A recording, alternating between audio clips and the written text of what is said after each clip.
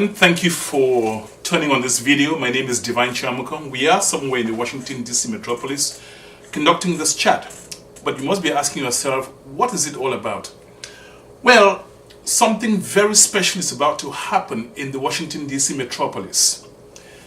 Bali people are almost at the verge of unleashing what you have never seen before, what we as a community have never witnessed before. What is it? You keep asking yourself by now. Don't worry. Stay tuned. I'm here with the president of the Eastern chapter of the Bali Cultural Association, BCA USA, in our area, and we'll be talking a lot and answering some of those questions that bother you. Don't go away.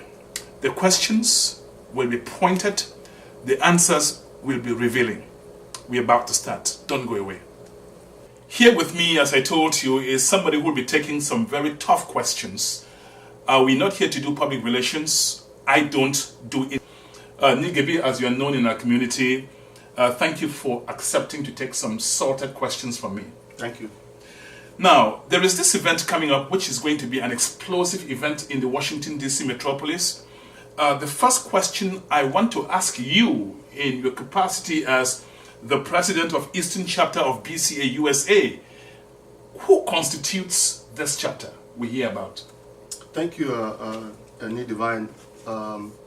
First of all, let me use this opportunity to say Happy New Year to all Bali people in this community. Eastern chapter is a constitution of all Bali people in the Washington DC area, regardless of which Ndakum you belong to. As because in the Bali community we have different Ndakums. Eastern chapter is for Bali people. It's made up of Bali people and it's for all Bali people. How is it going to be for all Bali people? It's Eastern chapter of BCA USA. And to the best of my knowledge, not every Bali member has membership of BCA USA. So how would you call every Bali man and woman member of the Eastern chapter of an association they do not have a membership of? So if you look at the name, BCA is Bali Cultural Association.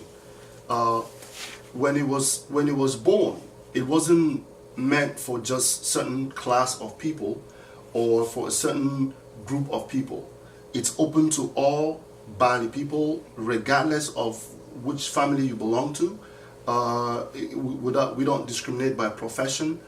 It's open to anyone who has the willingness to join the organization and do what BCA was designed to do, which is a very family-oriented organization. It's an organization that is geared towards the development of certain projects in Bali, an organization that's open to everyone. So it's not limited to some class of people, some group of people.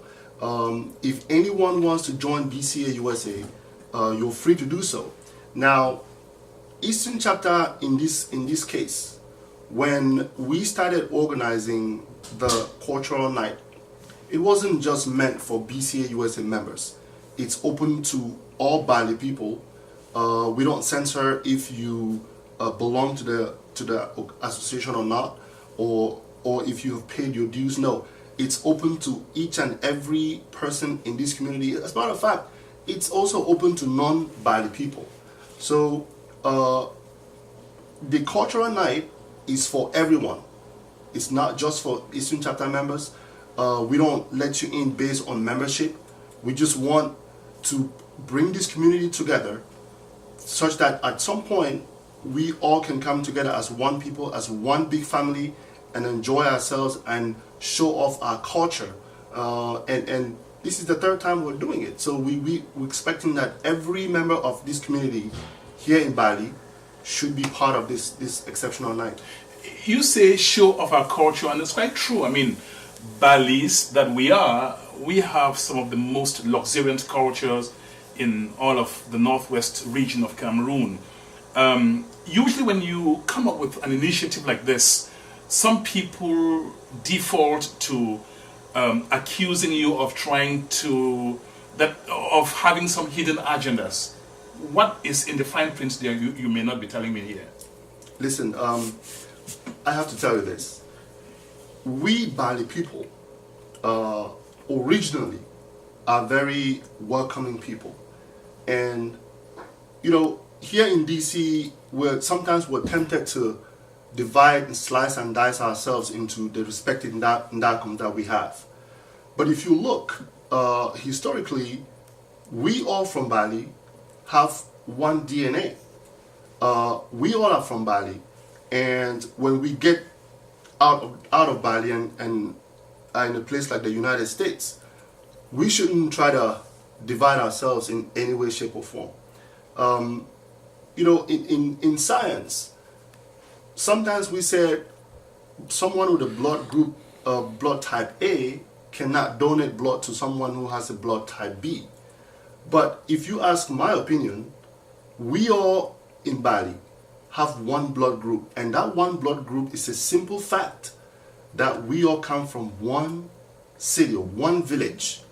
And that's why I actually think that when it comes to a culture like this, you know, the cultural strength that Bali Nyonga has is not self-executing.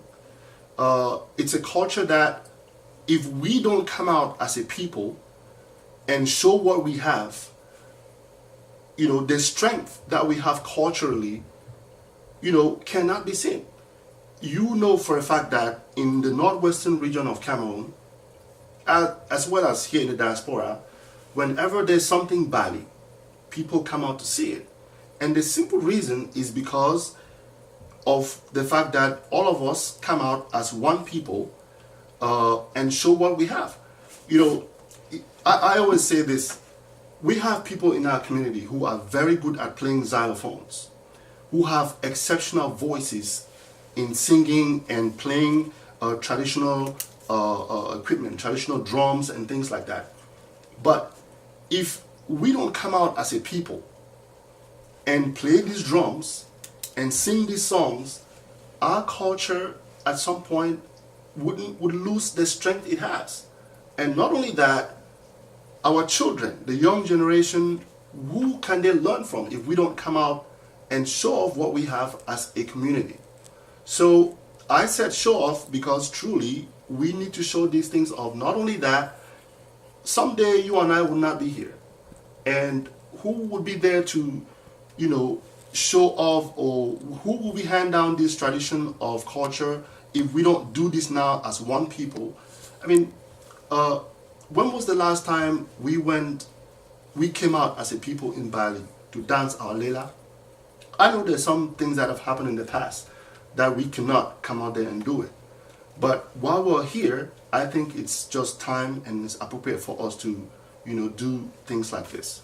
Now tell me, this is not the first time that Bali people are coming out to show off the magnitude, the depth, the scope of their very rich culture. What in the past have you learned from to build on what you are organizing now, to make it better? How is this one going to be different from what we're used to seeing? Listen, 3 years ago, if I told you that we would be organizing our cultural night every year, some people might have thought that, you know, we're setting our dreams a little too high. But just like everything else, when you start up with baby steps, you learn in that process. I could tell you that the first cultural night we started 3 years ago wasn't the best, but it gave us the foundation, it laid the foundation for certain things to be done the best way. As a matter of fact, the very first year we went in there to start the cultural night, we played all the traditional songs from a CD, if you remember that. The second year, we did it using our traditional drums and traditional, instruments. Now, we've learned a lot from that, and the mistakes that we made during the first year, we didn't make it in the second year, and the mistakes that happened in the first and second year is not going to happen on March 9th of this year. So it's a learning process, and I bet you 5 years, 10 years from today, it would most likely be like, you know, what you see at home when we did Layla every year. Thank you for those clarifications. Now, ni Gabin but various Ndakums have been organizing separate events, you know, Ndakum A, Ndakum B, C, and D, and we are many of us here. Why has it become necessary for Eastern Chapter to organize a one and all, an englobing, you know, cultural night when each Ndakum could well do its own and still do it well? Look, Eastern Chapter is not here to stop each Ndakum from doing what they want to do.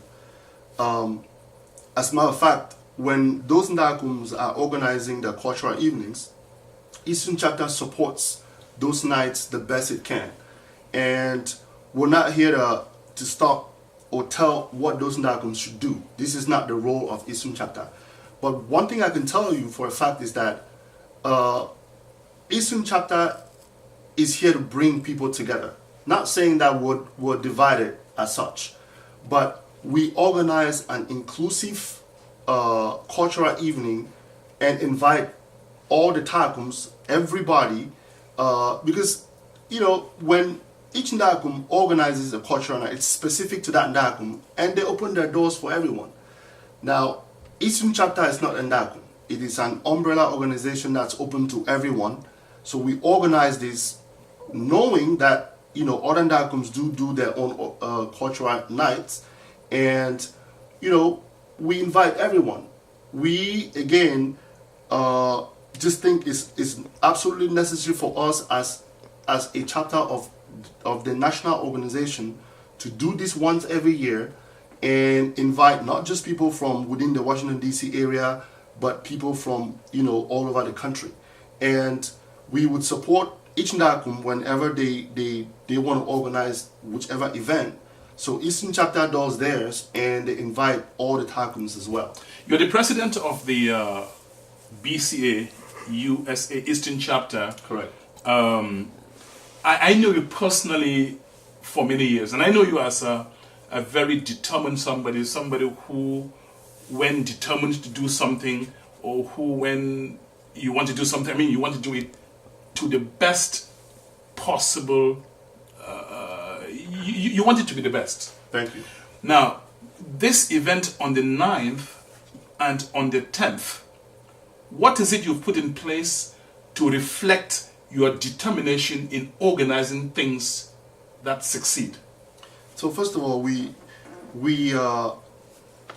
picked those two dates. In the past 2 years, we never had a black tie night. But as a community, we have to grow by adding things that would make those type of events more interesting.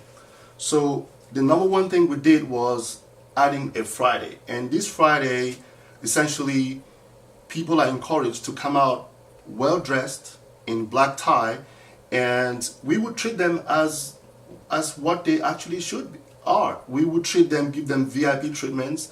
The food is catered. Drinks are provided. You don't have to spend any money in there while you're inside the hall. But what I have to tell you is that it is strictly on invitation. And when I say strictly on invitation, I don't want somebody to think that it's for a certain class of people, as some people think. It is open for everyone, as long as you pay a fee of $50.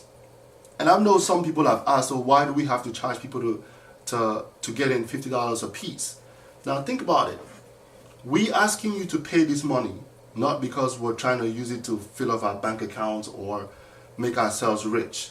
But if you look at the expense of what it takes to organize something like this for 2 days, somehow you have to spend money.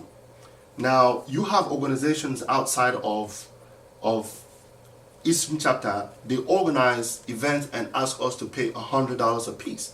And we go in there, pay for it, and they give us VIP treatment. Why don't we do this ourselves? But what does somebody get for $50? For $50, look, number one, we're giving you a red carpet treatment. You walk in there, if you have a spouse, you're well dressed, We're going to have someone walk you to your seat.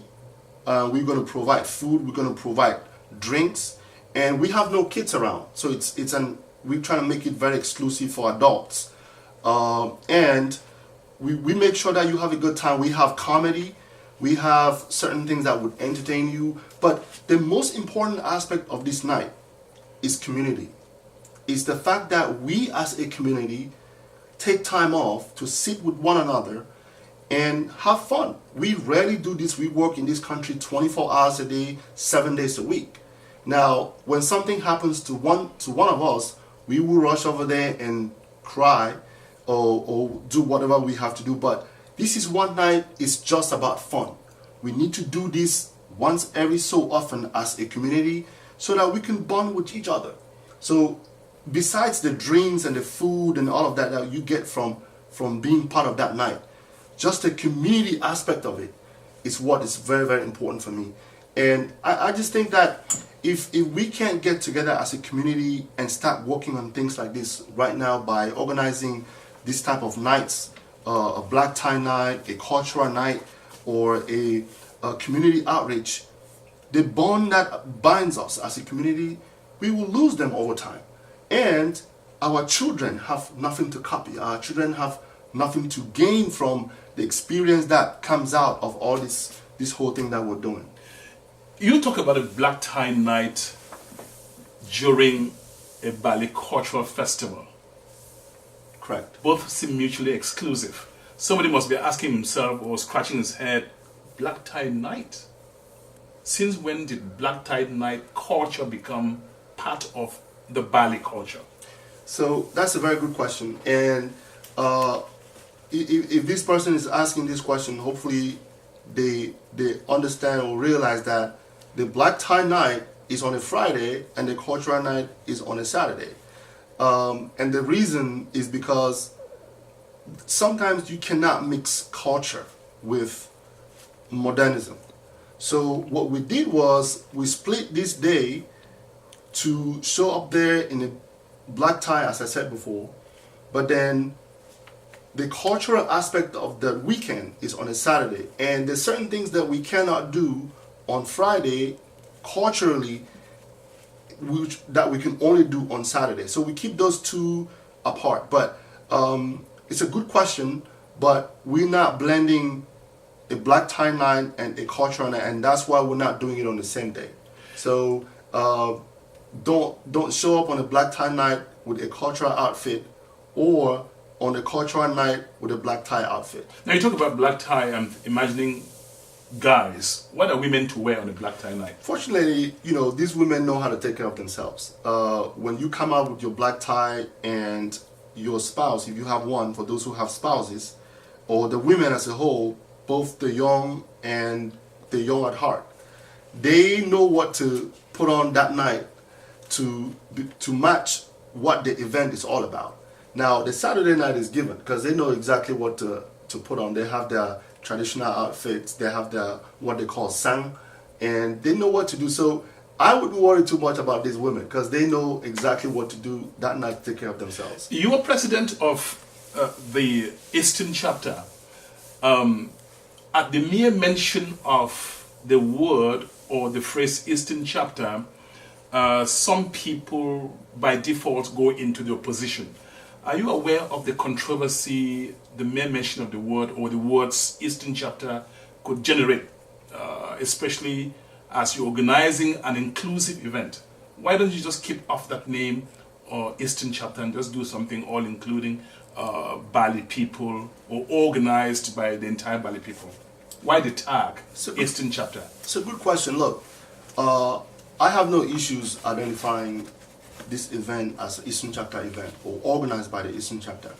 And I have no issues identifying myself with Eastern chapter. And the simple reason is this. If we're going to be serious about developing our community, if we're going to be serious about coming together as a people, we should be careful when we cast certain organizations as bad organizations, or when we write certain organizations off as being corrupt or not being true to themselves or to the community. Because at the very end of the day, Eastern Chapter or BCA is nobody else but us. And you know, if people are so worried about the things that BCA USA is doing or Eastern Chapter is doing, and they're paranoid about the fact that perhaps the things that BCA USA or Eastern Chapter is doing is not correct. Listen, BCA USA is not the only organization that Bali community, us as a community have. We have a whole bunch of other organizations like Fenfed, and a whole host of organizations. Look, you don't have to be part of BCA USA. You change from what they are right now to see that there's some level of progress or that Bali should reflect a 21st century. You don't have to be part of Eastern Chapter. Now, BCA USA, I can tell you, is not the most perfect organization. I'm sure that it has its own setbacks. It has its own flaws. But when we hide behind social media and say these things about Eastern Chapter, when we, probably most of them aren't true, it's better for people to take some time off and actually try to talk to these people one-on-one to be sure that what you're thinking about Eastern Chapter or BCA, or not just that, or Kumu Fenfed, because I'm pretty sure not just BCA, people have reservations about BCA USA. People do have reservations about Bandeka, Fenfed, and so on and so forth. Take some time off and talk to the people who organize these things. Because when you stand from a distance and throw stones, it's not very easy for you to realize the magnitude of what the organization is doing. And if you feel like Eastern Chapter is something to be scared of, or they're not doing what they're supposed to do, lace your shoes up and form an organization. Do whatever it takes for you to do, as long as it's improving some aspect, some economic aspect, some social aspect, some developmental aspect of Bali as a whole. You do not have to belong to Eastern, but I can tell you that as long as BCA USA exists, we will keep doing things to bring this community together. We will organize events. We will keep it transparent. We would ensure that, you know, the doors are open. If you have questions, come talk to me. Don't stay from a distance and make assumptions and just throw what's out there. Talk to someone in the BCA executive. These are human beings. These are ordinary people like you and I. But when you don't get close, it's very easy to, or very tempted to, you know, cast them as people who are not true to themselves or are just out there to do certain things to benefit themselves. And you withdraw into your own little enclave, which, you know, it's not a very good thing. It's not very productive to our economy. Save the date. March 9 will be a black tie event. March 10 will be something that after we have gone through it, Bali will be the envy of our metropolitan area. You should start by now keeping your traditional outfit. It will be one big night. And I'm talking about that big night, Nigebi. Who else are you inviting apart from Bali people? So, we are in touch with other cultural organizations in the metropolis. The Mancon group, I'm talking to them. I know the president. Other groups like Batibo, we're also talking to them. And we, as time goes on, I know we're running out of time at this point, but we're trying to get people that are non-Balis to be part of us during this cultural night. Now, we have a lot of folks coming from out of town. It's not just people from the Washington, D.C. area. We have Bali people from Dallas, from Georgia, from Minnesota, from Oklahoma. You know, it's going to be a big night, and we want to build on this and promote our culture and encourage everybody to come out. Well, if other people are coming, what will be the language of communication? I mean, if somebody from Meta coming or somebody from Banso, Mancon coming, what language will be used during the night, especially the cultural night? Look, there are some aspects of Bali, and I think anybody who is from a village in Cameroon, there's some aspects of tradition that there's just no way you can say it better in a different language or in English language. So I'm pretty sure that if people are visiting this event and they see us performing certain aspects of the tradition in our language, they would, most likely understand, why we are doing that. Bali is a very vibrant community in our area, no doubt about that. I mean, people talk about how organized we are. People talk about how beautiful our traditions are. But we are not without challenges. As the president of the Bali Eastern chapter, what have you identified as some of the challenges which we as Bali people need to overcome? Look, as a son of Bali, I am very proud to be from Bali. Now, like you rightly mentioned, Bali as a community or as a village has its own challenges. But the one thing that I want to point out is that Bali is a very rich community. Now, if you look just in the metropolis,